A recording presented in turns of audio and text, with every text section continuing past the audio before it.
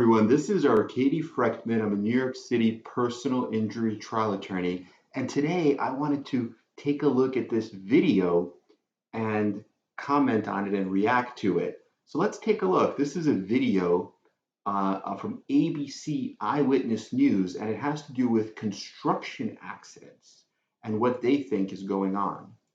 That will infuriate you. And perhaps stretch your wallet as well. The price of keeping your house or apartment maintained has gone up a lot. And it's more than just utilities and taxes we're talking about. This is about the cost of liability insurance for those who work on homes. A big question. Could some of the claims be part of a scheme? Digging into this, our investigative reporter, Kristen Thorne. And what are we talking about here, Kristen? Sade and Bill, we're talking about fake falls from construction and scaffolding sites. I've been speaking with owners of some of these construction and scaffolding companies who tell me they're getting a lot of injury claims they believe are fake. They say insurance companies are spooked, premiums have gone up, and companies have to charge more to cover their insurance. And that cost goes right down to you, renters and owners.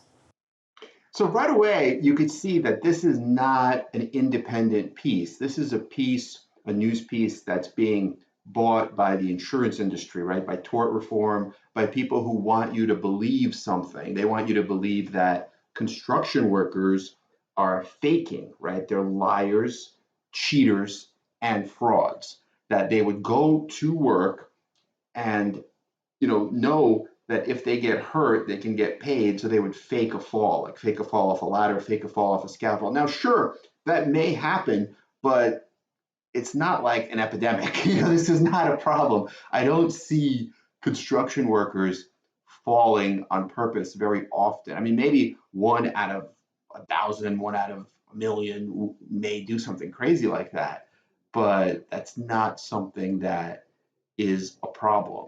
So it's kind of, I don't know, it's kind of interesting that they chose to do a piece on it. Watch the two men closely. They stroll down the street and then casually sit on the ground. One of them gets up and picks a different spot on the sidewalk. Minutes later, someone captured this on their cell phone. Emergency responders helping the men who appear to be badly injured. We see them take out a neck brace. It seems like they told the EMS that they fell from that platform on top there. William Ross owns the home in East New York. I'm sure maybe a lawsuit is going to come up. Is that what your concern is? Right. That's part of my concern. Scaffolding and construction companies across New York tell Eyewitness News they're concerned too because they're getting a lot of injury claims from workers who say they fell on the job. We're finding in some cases they've never even worked on the job site, and they're just looking up permits and contractors who are on certain buildings. So looking at this, two immediate things come to mind. Well, first of all, if there's video surveillance, right, then the video will tell you that the person didn't fall. So then why would the person bring a lawsuit just to have it dismissed? It doesn't make sense. Second of all, if they're not even on the job site, how could they bring a lawsuit? You'd have to have some kind of proof, either, payroll records, witnesses, other workers, or you could be your own witness if you fell off a ladder or a scaffold, but you can't bring a lawsuit if you were not there, and it would just get dismissed right away. So again, it's not really, I don't see how this is a problem. It seems like what they're really trying to do here, if you're astute, right, if you're a little bit shrewd, is they are trying to destroy the labor law. The labor law protects innocent construction workers because they're in an unsafe environment. They're at a construction site. There could be falling objects. There could be ladders that aren't safe, that are placed in an unsafe area, such as like on a piece of debris where they could flip over and the worker can get hurt. There could be falls from scaffolds. And what these insurance companies want to do is they want to hire news agencies, probably pay them money to make these kinds of news articles and reports to make it seem like the problem is the worker. So they could change the law. Now you won't have a labor law anymore. And let's see if I'm right about that. and just filing claims. This is the workers' comp claim a Bronx-based restoration company received recently. The worker says he tripped and fell while on a job September 20th, hurting his neck, back, both knees, and both shoulders. This is the video of that incident obtained by Eyewitness News. You see the worker come down a ladder. He does not appear to trip or fall. He sits down on the sidewalk. Another man comes down and helps him limp away. The contractor tells us this worker was let go a month prior and wasn't even supposed to be. But again, if he was let go, what was he doing there? Don't they have any kind of, don't they, people just show up to a job site and just start working? And also, how do we know that's the video of him falling? Maybe he had fallen earlier and, he was just climbing down the stairs. I don't know, but it just seems like, I'm not saying that nobody ever fakes, but it's just so unlikely that a lot of people are faking. Construction workers are hardworking individuals who are getting paid a really good wage. They have benefits, they get union benefits, they get overtime. There are a lot of fringe benefits. That's why if you have a real labor law or construction accident lawsuit, the beauty about it, right, the good thing about it, that's why lawyers want these cases, is because you can get a large amount of economic damages, meaning cost of future medical expenses, cost of future surgeries, lost wages, loss of union benefits, loss of fringe benefits, loss of household services. There's a lot of just the economic damages could be millions and millions and millions of dollars. So there's just no reason to fake it. Sometimes it does happen, but it's definitely not happening that much. At the site.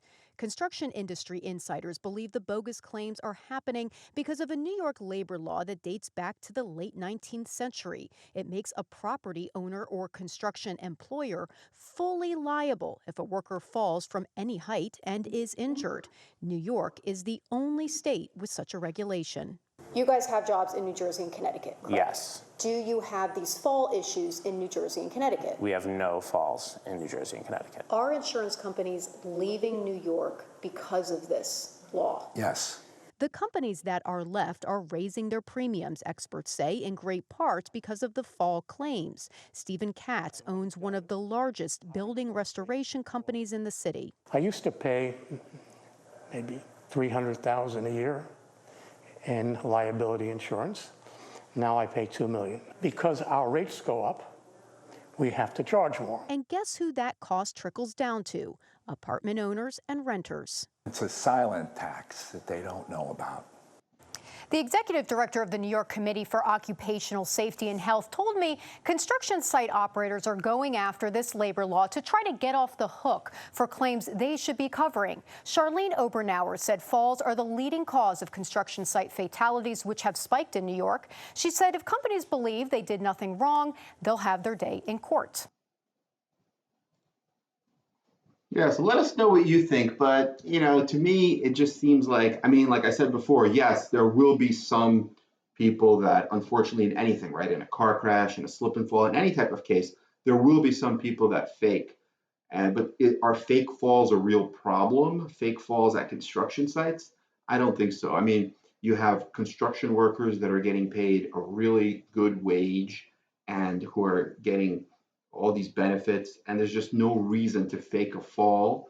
And plus, you can't really fake something like that because for the most part, the injuries in a real construction site accident will be serious, life-changing, forever injuries. Like you'll have a broken leg, right, requiring open reduction internal fixation surgery. You'll have a fusion surgery to the neck or to the lower back. People aren't going to fake that, and doctors aren't going to. Everybody would have to be faking, right? And you have to have the doctors would have to be doing surgeries that are not needed. The lawyers would have to know the case is fake, but still be representing people. So it would have to be like a fraud, a massive fraud amongst different professions, amongst different industries. It's almost like everything's a fraud, right? Like there would have to be a fraud from the workers' comp attorney, the personal injury attorney, all the doctors from the ER to the hospital to the physical therapy to the radiologists who read the films. It's just so unlikely. Of course, somebody can try like a one-off. Person can try to do some kind of fraud, but it's really not a problem. And you see, I was right. At the end, what they're saying is they want to get rid of the labor law, which is actually a protection that helps the workers, because the workers in New York are the ones building these tall skyscrapers. They're the ones that are putting themselves at risk, their families at risk, their livelihood at risk. They're putting everything at risk, and they have this protection. And it's not a terrible law. It's not a law that goes back to, like an antiquated law. The law basically says that the owner and the general contractor have to provide proper protection and safety for the workers. So if they would be safe and they would give them like a harness, a tie off, all the proper protections, that when they're on a ladder, the ladder is properly placed, it's stable, it's not going to tip over. Well, now